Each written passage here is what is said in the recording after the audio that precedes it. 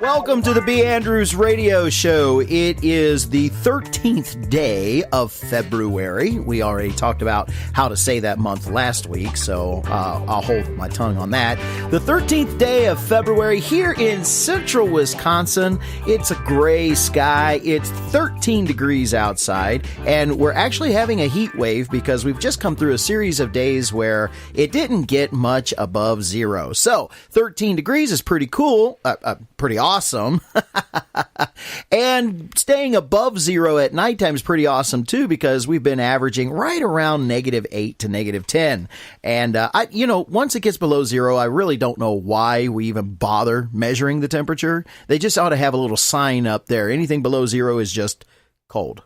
Yeah, I'm good with that. Anyway, on this side of the microphone, I'm Eric Hambrock, one of the members of the B. Andrew Band. On the other side of the room, on his own microphone and his own headphones, which he's never given me a pair yet, is John. Say hi, John. Hi. He is, and get ready for this, he is the Hostess Maximus. That's right. That's right.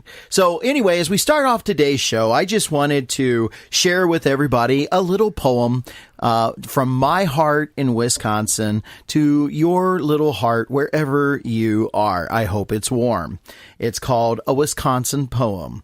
It's winter in Wisconsin and the gentle breezes blow 70 miles an hour at 35 below. Oh, how I love Wisconsin when the snow's up to your butt. You take that breath of winter air and your nose gets frozen shut. Yes, the weather here is wonderful, so I'll guess I'll hang around. I could never leave Wisconsin, 'cause I'm frozen to the ground. There you go. Tried to make it as vocally melodic as I possibly could. It's just we're hitting that time of year. Thank you. No applause, just throw money. Do you have that applause button? Can you do that? Can we do that one more time? Ready? Thank you. No applause, just throw money. There we go. Okay. It just made it sound so much greater than what I really am, and we all know how I like that. Anyway, as we're moving on with this show, we're here in Wisconsin, and I do say this one thing. We have one of our truck drivers, a guy that we give a shout out to, Forrest. He called in the other day and let me know that he happened to be in North Dakota where it was 10 below in the middle of the day, and they were having 20-mile-an-hour winds. So they don't even have trees out there. No, it blows across the plains. I mean, there's nothing to break any of that wind out there. Oh man, I said, you know what? And the day that he called, we were only at 10. That was our high for that day. We had just finally hit our first double-digit day, and it was like, well, I'm sorry, man, because we just hit 10 degrees here, and it's feeling pretty good outside. So anyway, but I hope it's warm where you are, which means I hope you're listening to this inside if you're up north somewhere. And if you're down south, then I hope that you're enjoying whatever good weather happens to be the great fortunes that God has blessed you with today. Yeah, my fiance told me it was 80 degrees yesterday in North Carolina. Well, as far as I'm concerned, I sweat in 80-degree weather, so you know what? That is the good side of this show and where we're located. There's about 6 months out of the year that we really don't have a problem with sweating, real bad. So anyway, that's not really. That's not a positive? Not really. Oh, okay. All right. Well, yeah. No. Anyway, so welcome to the B. Andrews Radio Show. We'll try this one more time, and we got some things going on today. But I do want to talk about how this is quite a convergence week. Everything is happening this week. If you could put it into this week, it is happening for us. Okay, so aside from the meetings last night, we had our local board meeting for our church. That's and one. John and I are involved in that this afternoon. I got to rush away. I got a pastor's meeting that I have to go to. That's 2. I have a basketball game to officiate this 3. week. As being a minister, this week starts Lent, and so we start that. Actually, tonight we have a Lent Bible study. That's 4. And not only that, but this particular week, the B. Andrews Band is putting on a show, and we call that Radio Dinner Theater, and that'll be this Saturday.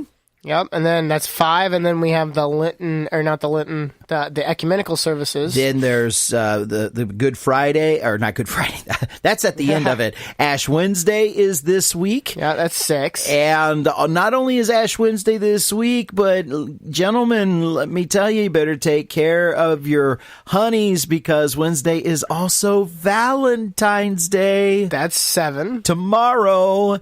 And so yeah, we've got there's tons of things and everything is converging on this week. And then probably the apocalypse. Which would make... Well, then that means there's things I won't have to get done. Nah, it'll be like the very last thing. Oh. You'll have to do everything and then the apocalypse. Yeah. Dang it. Why? We did it 2 days earlier. It would have saved me a lot of work. That's definitely the way to look at the apocalypse. Why wouldn't that just come a little bit earlier? I wouldn't have had to have shoveled my walk one more time. Yeah. Oh, wait a minute. How inconvenient. We are supposed to get snow tomorrow night. Oh. Sorry about that. So, possibility of light snow showers. That's what they said. So that means we're going to get 4 inches. Yeah, they were really wrong last time. The last 2 times they've messed up on that. 1 to 3, maybe 2 to 4. We got 8. So it was our biggest snow of the year. Yeah, the one night it was, don't worry, it'll stop snowing at 6 p.m.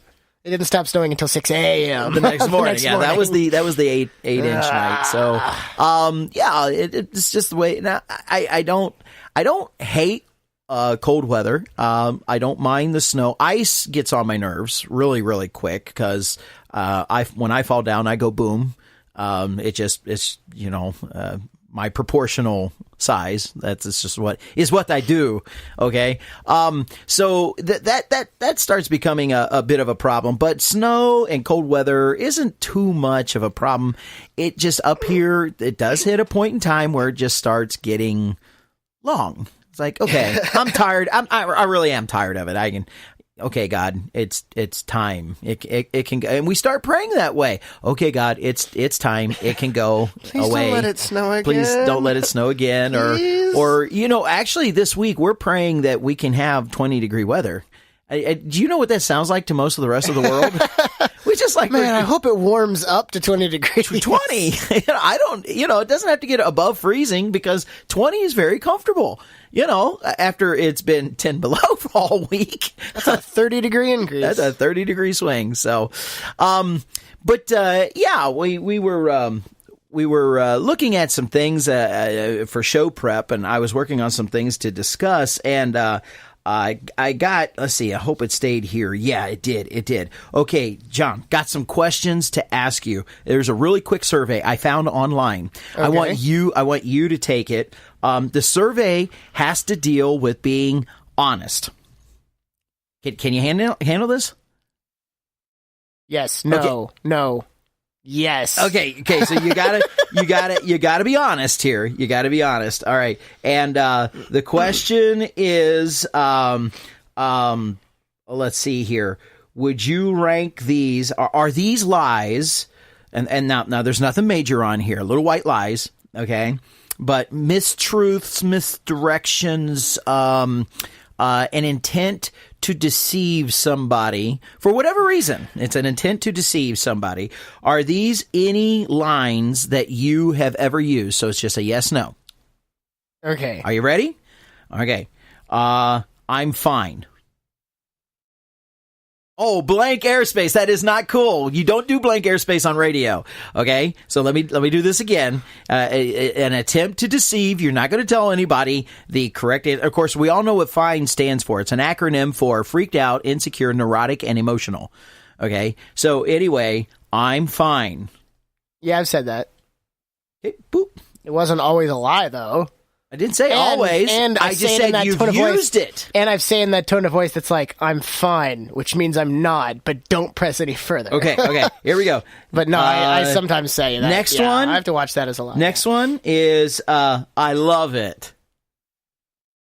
Dead airspace again, man. You can't do that. I try really hard not to say. I try to say like a lot of other things. Like okay. Like, so I'll give you. Oh, it's really nice of you to get this for me because it was. Okay. I'll give that as a no. Okay. All right. There we go. Next line. Let's stay in touch. I mean that one, and then I fail it. Like really. Bad. Okay, but you mean it. It's not an attempt to deceive. Yeah. Okay. All right. That's a no. All right. Let's see here. Or it's one of those things that like fly to your mouth before it's like, oh yeah, we should totally stay in touch. Okay. And you're like, this can't happen to us because we live in Wisconsin. Whoa, well, wait a minute. It depends on if you get that line of 5 combines out there. I'm late because it was really bad traffic. I don't think I've ever said that to anybody. Okay, that's a no. I walk to work. That's oh man, the foot traffic was just horrible out there. It was bad. Okay. I think I saw like a person. I'm sorry, my phone died. As a lie? Yeah, you're deceiving somebody. You know, no, you disconnected. The phone hung up, and no. My phone. No, my phone dies all the time. Yeah, no, that's totally true. I know, and you know how annoying that is. Get a new battery, man. It's like 3-4 years old, maybe now. All right, here's one. Something. You're talking with somebody on the phone, and man, I'm sorry, I gotta go. As an attempt to deceive, to get off the phone. You really aren't doing anything. You know, you maybe, you know. I think I gotta go. I have. Okay. Ooh. I think I have. Ooh. Yeah. Okay. All right. Trying to be honest. Like the first one. Yeah, I've done that. Okay. So how about this one? Yeah, I'm listening. No, I mean that one. Okay, not an attempt to deceive. Okay, gotcha. And then I'll clarify, like, I might not have heard everything, but I'm listening now. Try this one. A line goes flying out of your mouth. You meant it to be truth, and you realized that it was a bit cutting or sharp, and then you said, I'm just kidding. No, I don't think, no. Oh, when you cut, you really meant it, huh? Yeah. Okay. I'm not sure I've done that. All right. Here's another one. How come you're not home yet? Oh, I'm just 5 minutes away. No. You always stick with the ambiguous. Like I'm almost there. I'm almost there. Yeah. Stay ambiguous. I'm that's getting good. there Because you're not. I'm on my way. Yeah, I gotcha. Okay. And somebody's trying to get you to come to something you really don't want to go, and I just checked my calendar. I'm busy. Nope. Never used that one.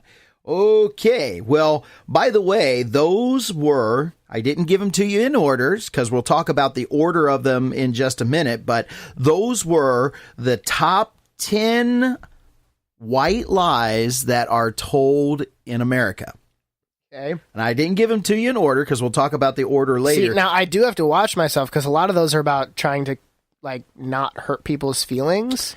That's like one of the biggest ones that I like struggle with. It's not like I'm necessarily trying to deceive the person, just like I don't want to hurt your feelings about something. Oh, you did something really nice for me. Oh, thank you very much. You know, I don't want to hurt you. Oh, I brought you this sweater. Would you please wear it? Because I know how you are about sweaters. Thank you so much for getting me this sweater. It was really nice of you. See how I did that? Yeah, I saw it. Nothing in that said that I like the sweater. Do you like it? Oh, knife to the heart. So, folks out there, don't get John sweaters for Christmas, okay? That's where you start to split hairs because it's like, do you like it? Yes, I like it. Do you want to wear it? No. It's really nice when you're just holding it up and my arms and neck aren't in it. I'm going to nail it to the wall for a tapestry. Yes. Because that's I love it what it so reminds much. me of. I love it so much that I want to soak in its warmth so it may catch on fire too. I love it so much. One, as a minister, that we have really struggled with is when people bring us a dish of food and they go, "Oh, did you like it? I made that just for you guys." And it truly was unedible. We've had a few dishes like that, and people have brought it in, and it is just unedible for whatever reason. And they didn't realize it because they either didn't taste it, sample it before they brought it, whatever. And then they come to you later and they say, "Oh, did you really like it?" And you really don't want them to do that again. And you got to find a way how to handle that, help them, but not lie to them. All right, then, go get you something to drink, and let's talk about this thing called honesty. Hey, if you want to be a part of the show, connect with us on Twitter at @BAndrewsBand, all lowercase, BANDREWSBAND, or IM us at Facebook by going to B. Andrews. That's first name B, B-E, last name Andrews, ANDREWS.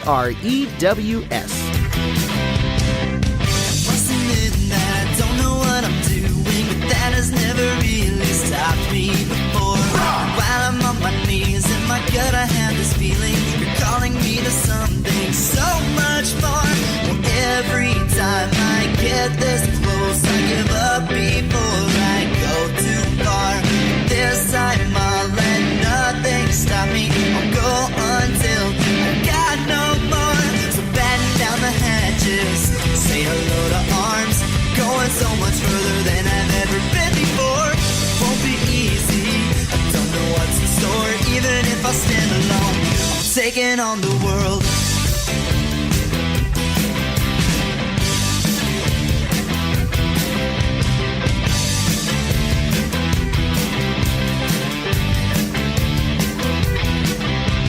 When it comes to this, Lord, I'm something of an expert. I've been on my knees 100 times before. But this time things are so much different. The man that I was, I ain't no more. Well, every time I get this close, I give up before I go too far. But this time I'll let nothing stop me. I'll go until I got no more. So batten down the hatches, say hello to all. Welcome back to the B. Andrews Radio Show, this being our second half, and this times I'm totally being honest with yous when I tells yous that we're having the second half of our show. You like that?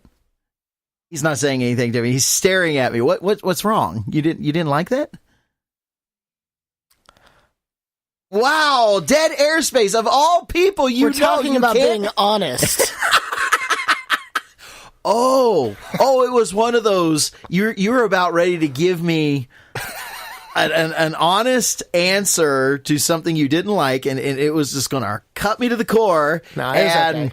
And you were thinking about how to word it correctly. Actually, no, being honest, no. I was just giving you the face. Oh, you're good. okay. You're good. Okay. It was fine. All right. I didn't have a problem with it. All right. So, yeah, today we're talking about honesty, and I dug up an article by out of the New York Post Online, by Natalie O'Neill. She did this last year. It was done in March of 2016.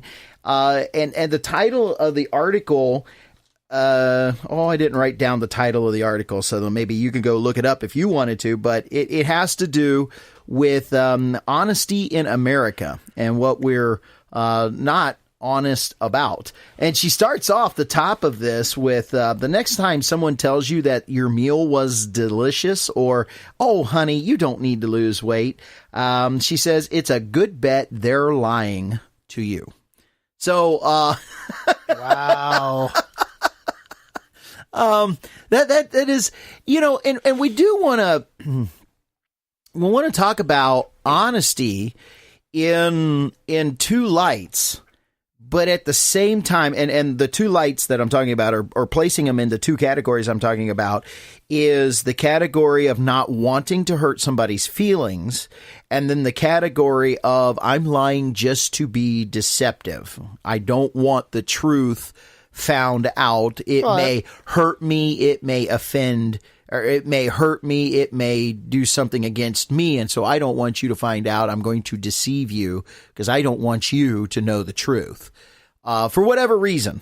that is. But the other side is you're actually not being bluntly honest because you don't want to hurt somebody else's feelings.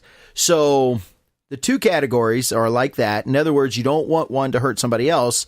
That's one category. The other category is you are deceptive because you are protecting you and your interests. So that's the two ways we're going to split it up.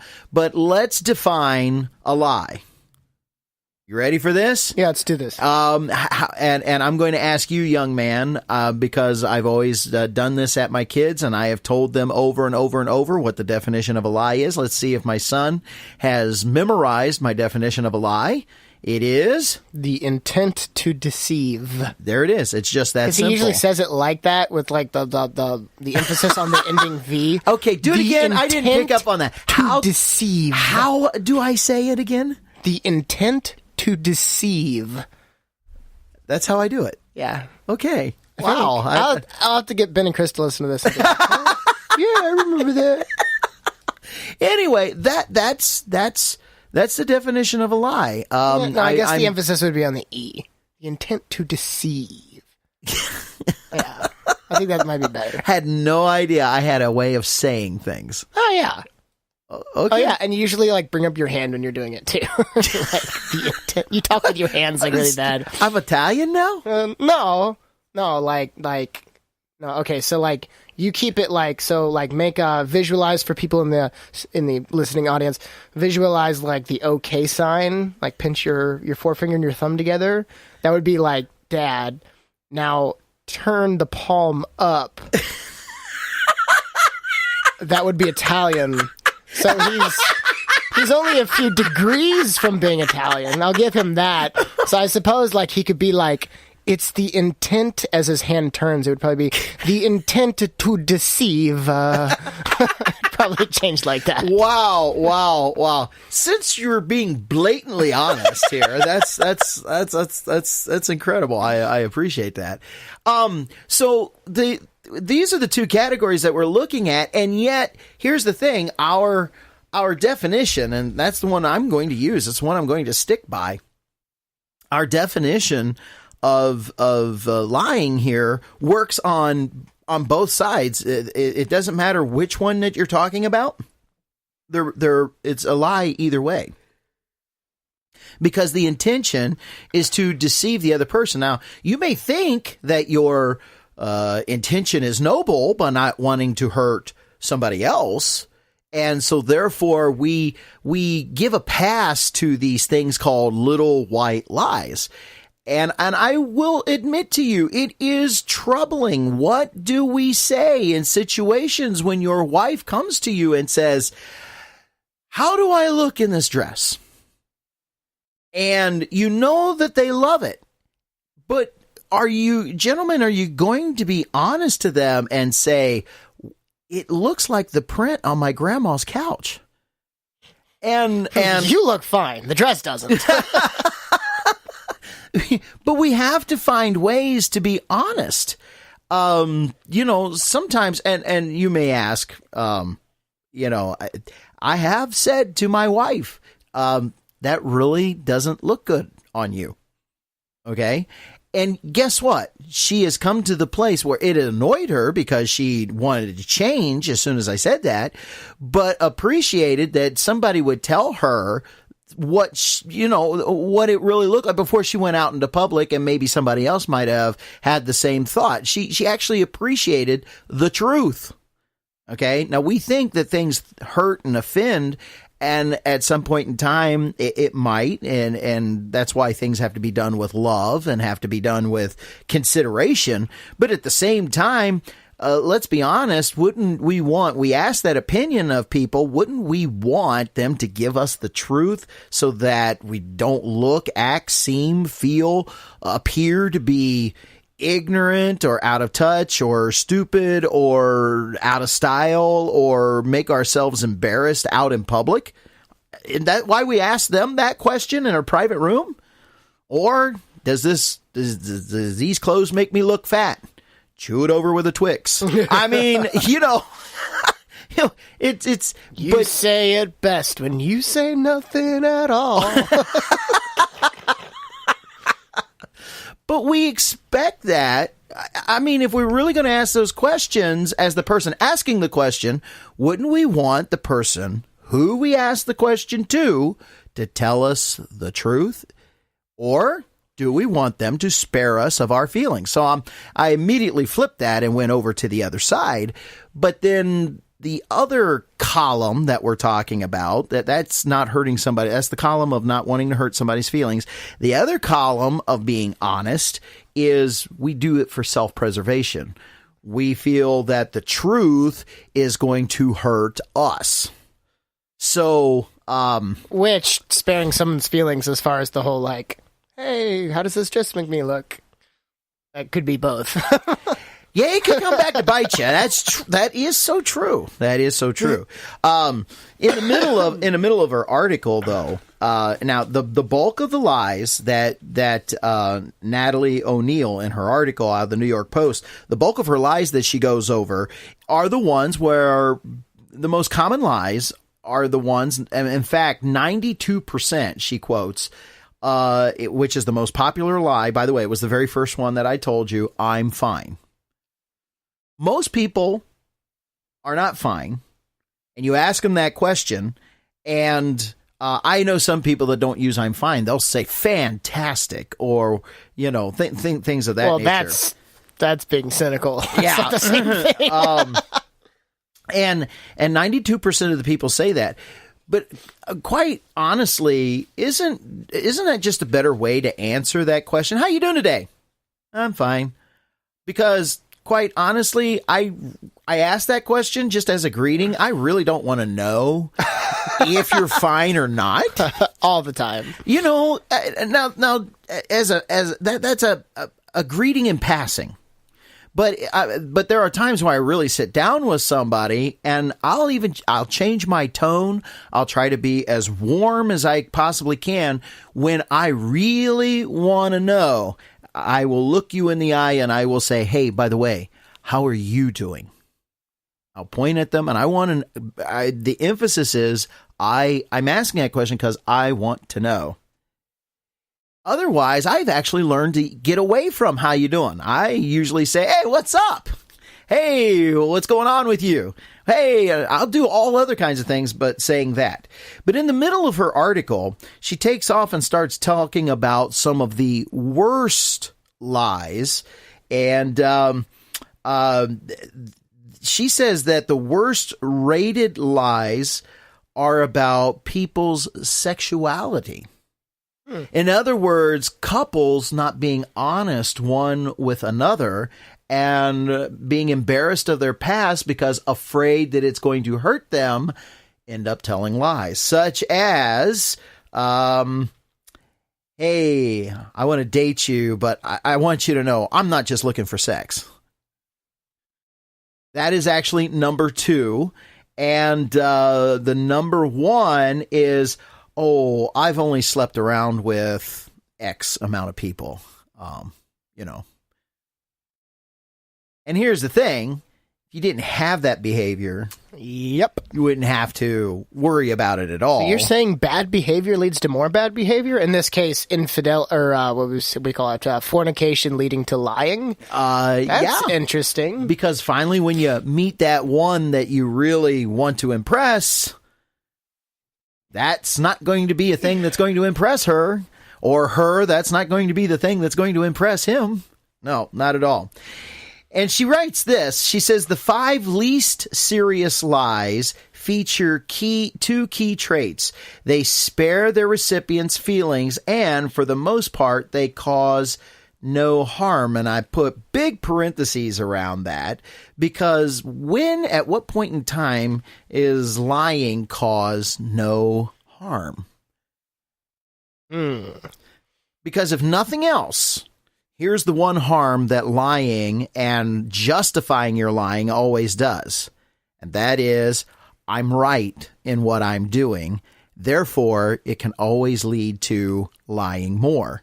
Because if you think you're right in that one area, then, oh, well, I had to lie. It was the right thing to do. Oh, I had to lie. It was the right thing to do. Whereas, hey, Christians, guess what is an absolute trademark of Christianity? Telling the truth. Telling the truth, because God is truth, and the children of God act like he does. Wait, so who's the father of lies then?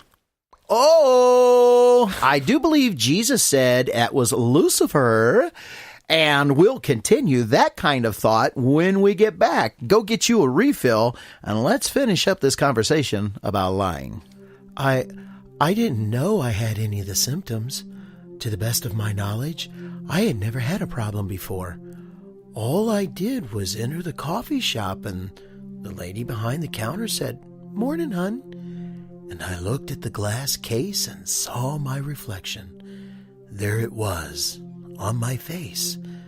Smiley fascia. Smiley fascia, or smiley face, is a condition caused by feelings of uncontrollable joy, peace, or tranquility. From the labs of Pharmaceuticals Unlimited comes Depressia. Depressia is for those who are experiencing symptoms of smiley fascia or smiley face. Other symptoms may include singing, whistling, or in rare cases, skipping. Not all smiling is related to smiley fascia. Seeing others knocked down or in pain might also lead to smiling. Ask your doctor about the difference. Depressia is the first truly green drug, as we have used recycled cyanide, mercury, DDT, and a dash of sodium chloride. Using Depressia can help you lessen your carbon footprint on the planet. Once I started taking Depressia, I felt so bad, I didn't have anything to smile about.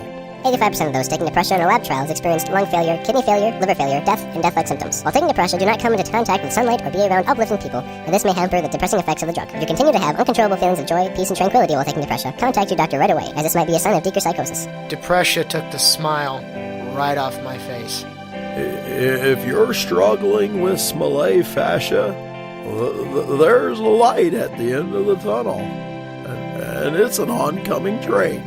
Depressia is not recommended by anyone and is not in stores. Depressia is solely a mythical product of Pharmaceuticals Unlimited and is presented by the AvLib Council. Ask your doctor about Depressia. Welcome back to the third and final segment of the B. Andrews Radio Show. In this segment, we try to get in some good news, and so John just informed me that we do have a good news article to get to. So we'll work our way towards that, but let me wrap up today talking about our attempts to be honest, our intentional non-deceiving mode that we are in today. Yes, we're truth tellers. We're veritas. I did say that right? Yes. Okay, very good. All right, I'll let you look up veritas and we'll see. But truth is really, really important. In fact, God is truth. That's one of the things that marks his character. It's what he is. He's pure 100%. There is no untruth in him. Figure this out, or let me say it this way. Let me explain it this way. When you have 100% truth, it's 100% all of anything. If there's one little shred of untruth in there, that is called corruption. Now, we have learned as human beings to deal with, because we are born corrupted, we learn to deal with levels of corruption in other people. They're not 100% of everything that they are, because we were born into sin. The Bible tells us about that. We're born into this corruption. But God is not. He is 100% of what he is. He is pure. And that makes him truth. Truth is pure. There is no corruption in God. We are supposed to be like him. So we have to learn to be honest. Our natural disposition is to do these things of dishonesty. So if we're God followers, if we're Christ followers, check me on this now.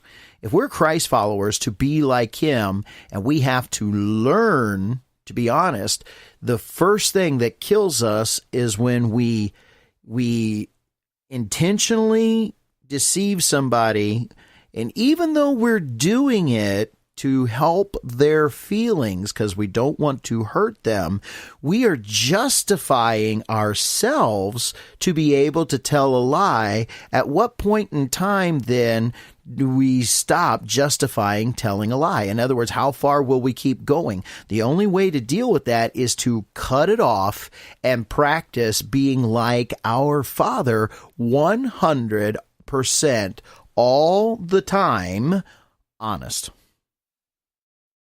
Now, I want to tell you what, personally, from when I was a kid up through my early adulthood, I struggled with this concept.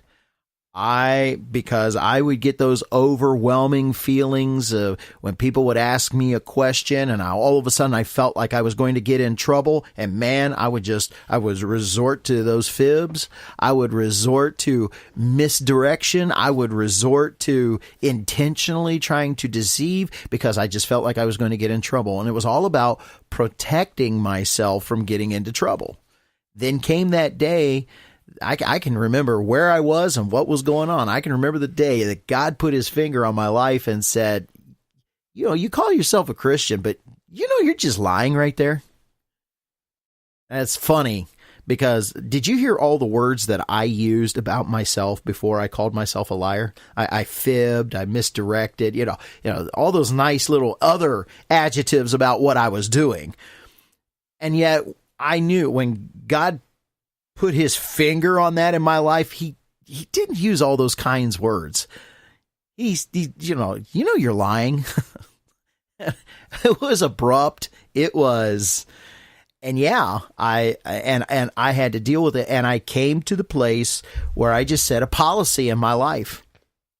Tell the truth. Just tell the truth. Honesty is the best policy. It is. And here's the thing. When you're always honest, you never have to try to remember the lies you told. Because there comes a point in time you can't remember them all. So, that's the point of honesty, and even just a little bit, even the little white lies, when you start practicing those, remember what you're doing is you're giving yourself permission to lie, and in your head, you're rationalizing it by saying, oh, I'm not hurting that other person's feelings. But what point in time when the gun is put back at you and it's about yourself, will all of a sudden you be tempted to lie in order for self-preservation? And if you don't set that policy for yourself, you will fall to it. Guarantee. That's called being a human.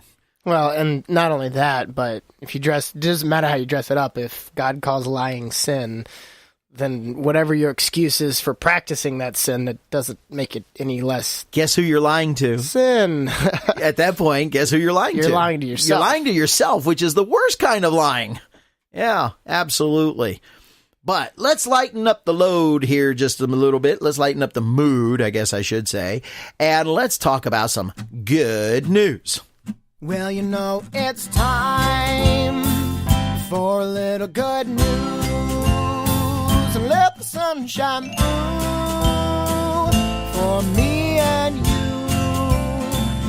with some good news. Okay, today's good news headline comes from CBS Minnesota.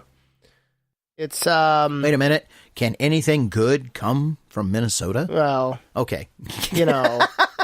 Two barbers, both in their 80s, don't plan on retiring. That is not good news. No. Stick with this. It's nice. It's nice.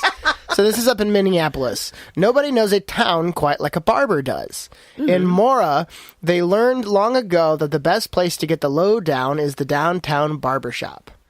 They say, how can you stand there and look at a head of hair all day? I says, I guess he used improper English there. Okay. I says, well, it's better than what some doctors have to look at, said Ron Stark. Since 1959, 86-year-old Ron Stark has been cutting hair, while 3 feet away, 82-year-old Denny Schultz has been doing the same. He said he wanted the best-looking barber at that time, and I held my hand up, Schultz said. But the barber inspector says he's from Iowa, so you have to talk real slow. Okay. The jokes and jabs are as synchronized as their scissors. We are both easygoing. I don't think we've had a really serious squabble, Stark said. The two haven't just built a friendship over the decades, they've built a brotherhood, one they willingly share with their clients. He's the only guy that's cut my hair since 1964. before. When you are 13 and you get a guy that you can talk to at that age, he really made a difference in my life, client Ron Nelson said. A barber at times, a therapist at others, there have been countless crew cuts, flat tops, and mullets over the years, and mixed right in, there's been advice on everything from careers to family. This is my nephew Gary, Stark said while getting ready to cut his nephew's hair. Gary Stark was 9 years old when he became one of his uncle's first customers, and there are pictures to prove it. Whenever we have problems, we come to the barber shop, Gary Stark said. The longevity is measured by the camaraderie. When a client turned 100, Stark and Scholes teamed up to give him a free haircut. Others returned for a trim, decades after they've left town. I treasure this picture. He says you gave me a haircut on my graduation day. So he's back for his 50th graduation party, but he had a picture that I gave him a haircut, Ron Stark said. When Stark, Scholes, and former partner Gordy tallied 150 years of cutting-edge success, the town blocked off Main Street and threw a party. A local artist even wrote a song about them. Aww. That's nice. But sadly, sometimes good things do come to an end. Both men have lost close friends along this journey, and more than once, families have asked them to go to a funeral home for one final haircut. You visited with those guys for so many years, it's hard not to visit them with them when they're there. I find that difficult. You want to talk to them, and I have, Scholes said. The partners have no plans to retire, and that's good news for new owner Eric Waitron. Like the town, he views them as irreplaceable. I'm hoping they stick around for a while yet, because I haven't been able to find another barber to come in and help me. Worst case scenario, we'll just keep cutting, Waitron said. That's because there are more conversations to be had, more world problems to solve, more friends to make. I can't say anything negative. It's all been wonderful, Ron Stark said. We feel like it's a pot at the end of the rainbow. You don't expect this type of thing, nay, recognition. You just do what you do. Everyone who has walked through that door is a friend, even if you've never met them before. They get in here, they're a friend, Scholes said. Even though they don't plan on retiring, the pair only cuts hair on certain days now. Over the years, friends say both men have done countless hours of volunteer work giving back to the town they love. That's a pretty cool story. Although, you know, I 80 years old and still cutting hair. I'd go and talk to them. But I don't know. Man, them scissors getting awful close to my ears there, buddy. I've had a barber cut my ear before. Was he old? No. Oh, well, then you can't blame it on the age. Are you going there? Seriously, man? Come on. Anybody that's been doing that long, they're good. They're good. Yeah, and half blind can't hear and make mistakes a lot easier too. So they don't need to be able to hear, huh? And they're plenty close enough to see your head. Well, I like the quips that they have. What were their names again? Ron and good question. Ron and I don't know. I can't remember. I was thinking of their names. I suffer from short-term memory loss. Yeah, do you? It's in my family. Yeah, okay. Whatever their names were, I thought it would make. Was it Ron and Gordy? No, Gordy was the other partner that passed away. Okay. And I was thinking, man, that sounded like a good morning show. You know, wake up in the mornings with Ron and Gordy. You know, I'm sure for a lot of people it was. Get in there, get their hair cut early in the day. Yeah. Oh, well. But, you know, they still did something that is tremendous and very much needed in our communities. And that was that they were kind, and their generosity, the way that they handled themselves inside that barbershop is amazing. It's very warming. It's welcoming. It's community, and a great place to. Well, there was a point in time that people would go get a haircut. If you didn't have anything else to do, the barbershop was pretty close to downtown. You'd go and grab a magazine and just go hang out at the barbershop for a little while and talk to your buddy down there. It's in the show, Andy Griffith's show. That happened a lot back then. That's something I've never had time to do. So, but, that's what they did. And let me press on to you. Find something that you can do, whether it be through your work, your career, whether it be something personal that you can reach out, make a difference where you are. That's going to wrap it up for us today here at the B. Andrews Radio Show. Join us again next week, next Tuesday, and come on out to the B. Andrews Radio Dinner Theater if you're in the Hancock area. God bless. Have an awesome day. See you, everybody. This was brought to you by the HBC, the Hambone Broadcasting Corporation.